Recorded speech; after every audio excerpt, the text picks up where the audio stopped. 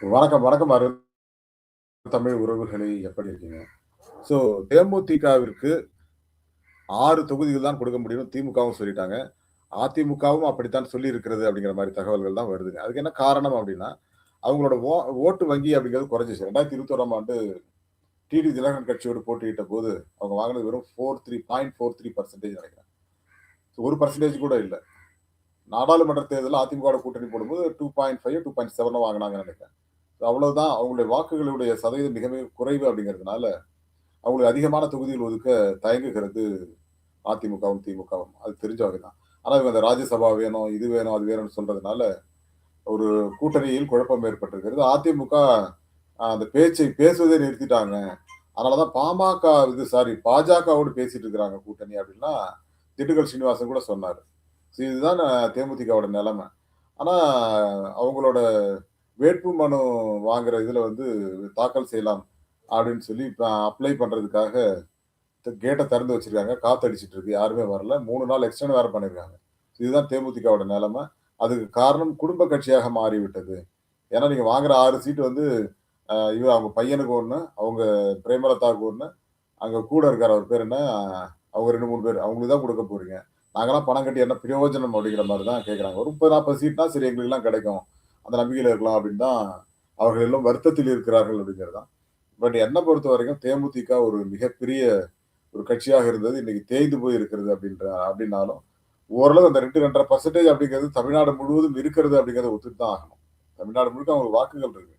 But அது ஜெயிக்கிற போற கட்சியோட சேரும்போது அது கண்டிப்பா மல்டிபிள் ஆகும் அப்படிங்கிறது தான் உண்மை. ஸோ இதை பற்றி விரிவா பார்க்கலாம். அதுக்கு முன்னாடி உங்களுடைய கருத்துக்கள் வரவேற்கப்படுகின்றன. அதேபோல் நம்ம சேனலை லைக் பண்ணுங்க, சப்போர்ட் பண்ணுங்க, சப்ஸ்கிரைப் பண்ணுங்க. உங்கள் நண்பர்களுக்கு மறக்காம ஷேர் பண்ணுங்க. ஸோ தேமுதிகவோடு பேச்சுவார்த்தை அப்படிங்கிறது அவங்க தாவேகா கூட பேசிட்டு இருக்காங்க போல இருக்கு. அதாவது விஜய் பிரபாகரன் சொல்றாரு, நாங்க ஒரு தேங்காய உடைச்சு பார்த்தோம். அது 2ஆ உடைஞ்சது. அப்ப நாங்க திமுகவோடயும் பேசலாம், அதிமுகவோட பேசலாம்னு வந்துருச்சு. அதனால நாங்க 2 பேரும் பேசிட்டு இருக்கோம் அப்படிங்கிறாரு. இது வந்து கூட்டணி பேரமா அல்லது பேச்சுவார்த்தையா அப்படிங்கிறாரு. எங்களுக்கு இவ்வளவு தொகுதிகள் 20 தொகுதிகள் வேணும்னு கேட்குறீங்க. பட் அந்த அளவுக்கு வாக்கு சதவீதம் இருக்கா அப்படின்னு கேட்டா இல்லங்கிறது தான் நிரூபணம். காங்கிரஸ் சொல்ற மாரி 12% அப்படிங்கிறாங்க. உங்களுக்கு 2, 3% கூட இல்ல. காங்கிரஸுக்கு 12 எல்லாம் கிடையாது. அவங்களுக்கு 2, 3% தான். பட் அது தேசிய கட்சி அப்படிங்கிற ஒரே காரணத்தால 20, 25 தொகுதி குடுக்குறாங்க. பட் தேமுதிக வந்து எனக்கு தெரிஞ்சு 7, 8 தொகுதிகள் குடுக்கலாம். நான் இல்லன்னு சொல்லல. அதேபோல விடுதலை சிறுத்தைக்கு அது ஈக்குவலா குடுத்தாகணும். அது ஒரு ப்ராப்ளம் இருக்கு. மார்க்சிஸ்ட் கம்யூனிஸ்டும், மதிமுக போன்ற கட்சிகள்லாம் வந்து எங்களுக்கு கூடுதலா தொகுதிகள் வேணும்ங்கிறாங்க. இந்த பிரஷர் வந்து திமுகவுக்கு இருக்கிறது. திமுக வந்து 4ல இருந்து ஆரம்பிக்க போறாங்க. மார்க்சிஸ்ட் கம்யூனிஸ்டா இருந்தாலும் சரி, விடுதலை சிறுத்தையா இருந்தாலும் எல்லாம் 4 தொகுதி தான் அப்படின்னு சொல்லி ஆரம்பிக்க போறாங்க. அப்பதான் அது 6ஆக வந்து முடியும்.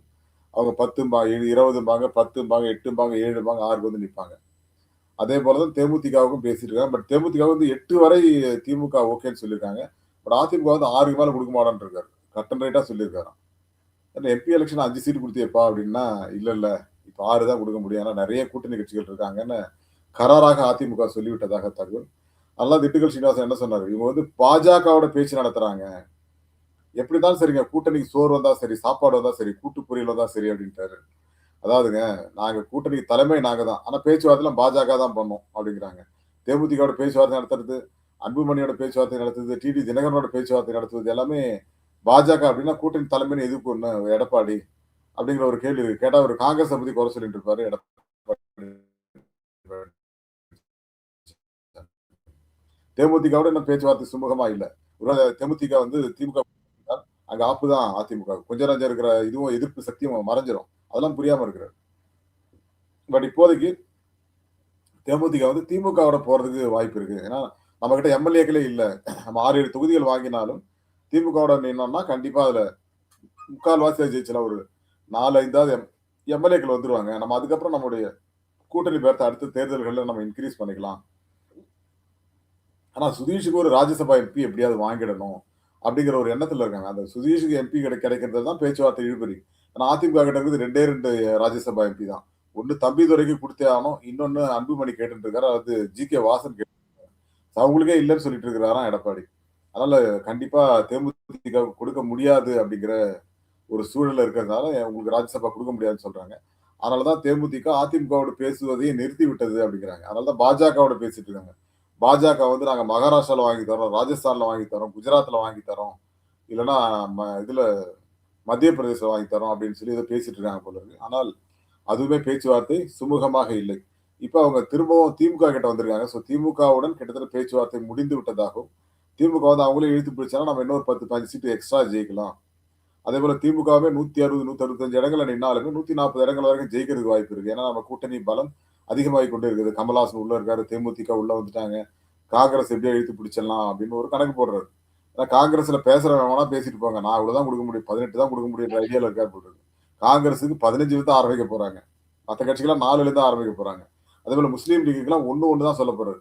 மிஞ்சி போனா இன்னொரு தொகுதி 2 அவ்வளவுதான். அதுக்கு மேல கிடையாது. அதான் இந்த 60, 64க்குள்ள இதை நிறுத்தணும் அப்படின்னு ஆரம்பிக்கிறாங்க.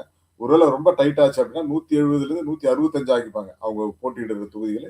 மீதி தொகுதிகளை அவங்க எல்லாருக்கும் 69 தொகுதிகளை கூட்டணி கட்சிகளுக்கு கொடுக்க போறாங்க. அதுலதான் தேமுதிகவுக்கு 6 அப்படி இல்லைன்னா இன்னொன்னு கொடுத்து 7 அதோட முடிச்சிருவாங்க தேமுதிகவுக்கு. 7 தொகுதியில என்ன ஆகும்னா ஒரு 5, 6 எம்எல்ஏக்கள் கண்டிப்பா ஜெயிச்சிடலாங்கிற நம்பிக்கை தேமுதிகவுக்கு வந்து இருக்கிறது. அதனாலதான் இங்க சொல்றாங்க. ஒருவேளை விஜயோட போனா கூட 20, 30 தொகுதிகள் கொடுப்பாரு. பட் எத்தனை ஜெயிக்க முடியும்? ஜெயிக்கல அப்படின்னா திரும்ப கட்சி அதல பாதாளத்துக்கு போகும். பிரேமலதா தானே ஒரு எம்எல்ஏவா உள்ள போகணும்னு ஆசைப்படுறாங்க. அப்படி சென்று விட்டால் கட்சியை நாம இன்னும் பெருசா வளர்க்க முடியும் அப்படிங்கிற ஒரு நம்பிக்கை அவங்களுக்கு வந்திருக்கு. அதனால திமுகவோடு கூட்டணி செய்வதற்கான வாய்ப்புகள் அதிகமாக இருப்பதாகத்தான் அரசியல் வல்லுநர்கள் சொல்றாங்க. அதே நான் இங்க உங்களுக்கு பிரதிபலிக்கிறேன்.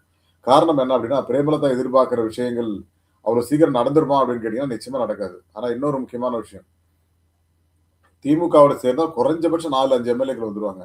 அதிகபட்சம் ஒரு 6, 7 கூட அப்படியே 100% கூட ஜெயிக்கலாம் தெரியாது. ஏன்னா அந்த கூட்டணி பலம் அப்படிங்கிறது பெருக பெருக பாஜகவுக்கு எதிரான மனநிலை மக்கள் இருக்காங்கிறதுனால ஒரு மிகப்பெரிய ஒரு நீட்சியில 200, 210 இடங்கள் கூட வந்துடலாம். ஒருவேளை தேமுதிகவும் உள்ள வந்து காங்கிரஸ் உள்ள இருந்தாங்கன்னா. பட் காங்கிரஸ்ல அந்த முரண்பாடாக பேசுகிறார்கள் இல்லையா?